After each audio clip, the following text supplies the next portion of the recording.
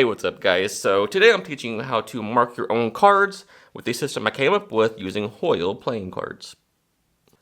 So why Hoyles? Well, they're one of my favorite decks of cards to use, and nobody's ever going to suspect, especially magicians, that you're using marked cards when you use Hoyles. And they just look like a cheap deck that you can get anywhere, so nobody's going to think that these can be gimmicked or tricked in any way.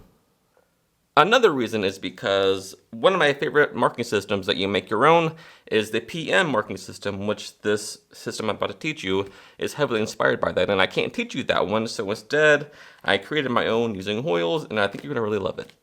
Anyway, I've talked long enough, let's learn how to mark these Hoyles. Alright, so let's look at what you'll need to mark these Hoyles. Well, obviously the Hoyle cards themselves, and they come in red and blue, and you'll see that they actually say plastic coated. They're not actually plastic coated. I don't know why they say that. They're just normal air cushion cards, kind of like bicycles. Next, what you'll need according to the color deck you're using, you'll want to get ultra fine tip Sharpies. Now, you can either get this just a standard red that you can find in sort of any, office supply store, Walmart, Target, Staples, something like that. But for the blue cards, you'll need a special kind of color. It's called navy blue, and these are kind of hard to find in the stores, so I'll leave a link down below to where you can purchase this on Amazon.com. Now, I would advise you to not use the regular blue Sharpie because, as you can see, it's much, much brighter than the navy blue, and it's going to be too bright for the card, all right? So don't use the regular blue, use the navy blue if you're using the blue cards, okay? And here, a regular Sharpie is just going to be too bold, and you're not going to be able to make out the markings as much. It's just going to be, it's going to make a mess. So, again, I highly stress that you need the ultra-fine navy blue or the red. So for teaching purposes, I've taken the liberty to print out some enlarged photos of the Hoyle card itself, and let's take a look at the area of the card that's going to be marked, all right? So as you can see, in this area right here, where you have this little display, it's kind of like a plant, like a pot and a plant here.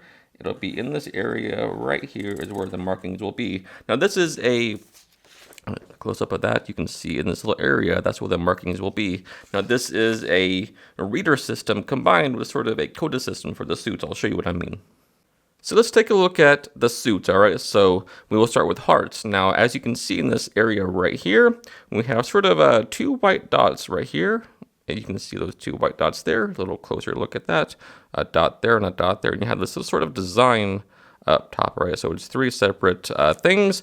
Now for hearts, very simple. What you're going to do is you're going to dot in the center dot right there. And as you can see, the red space sort of resembles an H, and that'll be hearts.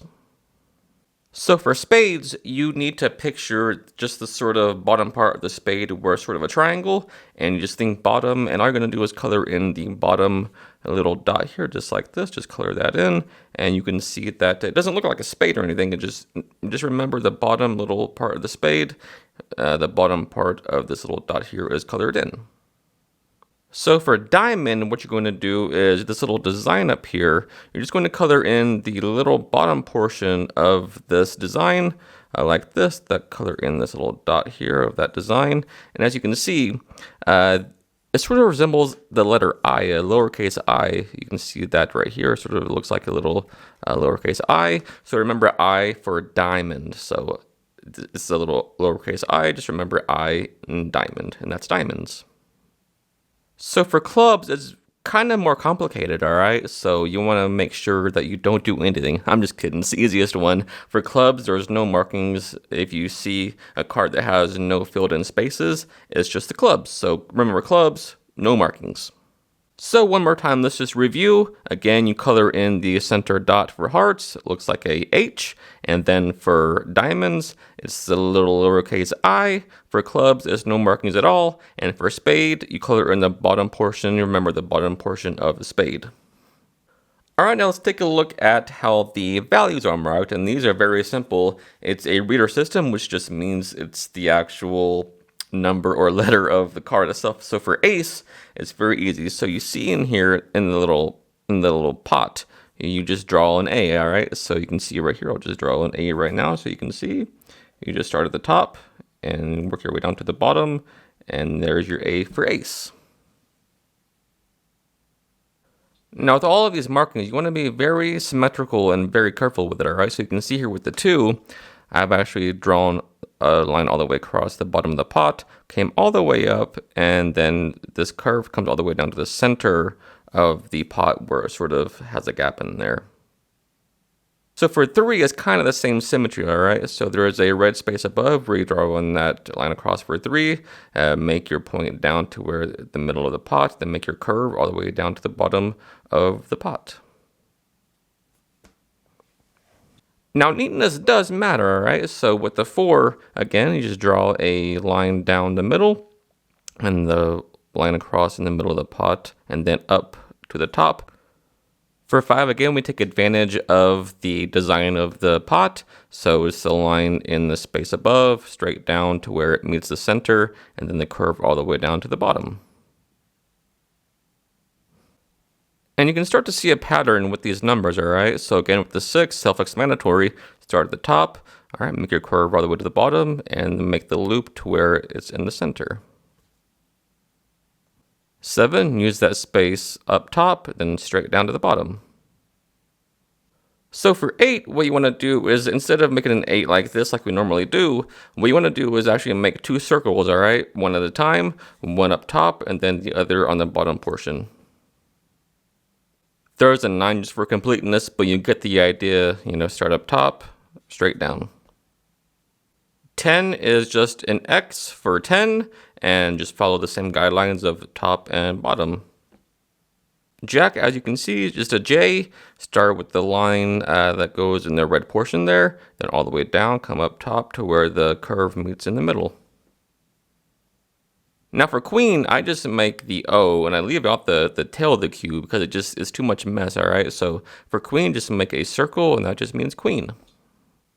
So for king, it's the same thing, obviously. So you start up top and line straight down to the bottom. Then in the middle portion here, just draw your 2 lines toward the meet on the top and the bottom. And the reason why I'm doing all this is obviously it's kind of self-explanatory, but I really want you to see how symmetrical you need to be because it does make a difference. Neatness matters. Now I'll show you a few cards just so you can get an idea of what it looks like on the card itself. So this one's the King of Hearts. And tell me in the comments if you can see clearly that you're looking at the King of Hearts. So here's another one, the 5 of Diamonds, and I'm sure you can tell just by looking at it where the 5 is and why it's a diamond. All right, here's one more, the 7 of Spades. Obviously, you can see the 7 in the little pot there, and you can see why it's a spade, because remember the bottom portion, the little triangle of a spade, means the bottom portion of that design is colored in. So clubs, remember, has no markings at all in the little design, and here is the Jack of Clubs, so you can see what that looks like on the card. And remember, the clubs has no markings in the design. You can see very clearly that J for Jack in the pot. So to start the marking process, what you want to do is if you're using a used deck, just put them in order, or if you're using just a brand new deck, that's fine too. And you want to put the deck off to the side right here and take the first card, the Ace of Hearts. And you always want to double check to make sure it's the card you're actually marking because you can make mistakes. So just double check the card each time before you mark it. Now what you're going to do is mark both sides of the card. So I'll do that real quick for you now. So this is an ace, so I need to make an A there.